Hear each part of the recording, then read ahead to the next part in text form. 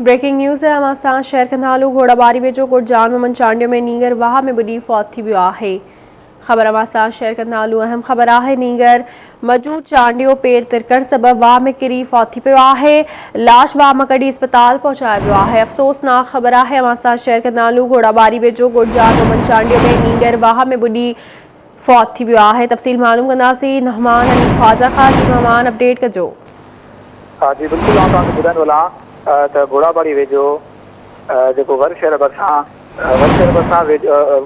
जान मोहम्मद चांडियो में 12 साल मस्तानो नींगर मुझू पुटु जुल्फ़िकार जेको चांडियो आहे उहो ॻोठ भरिसां वेंदड़ वाह में किरी पवण करे नींगर ॿुॾी फौत थी वियो। जॾहिं त अॼु सॼण महिल नींगर मुझू चांडियो निंड मां उथियो ॻोठ भरिसां वेंदड़ खांसी वाह ते वियो जिते संदसि पेर तिरकी वियो।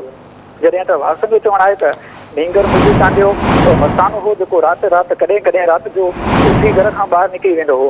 मस्तानी नींगर मुझू चांडियो जी लाश ॻोठ खां 8 किलोमीटर परे वाह में आहे। जी महिरबानी जी आगाह करण लाइ।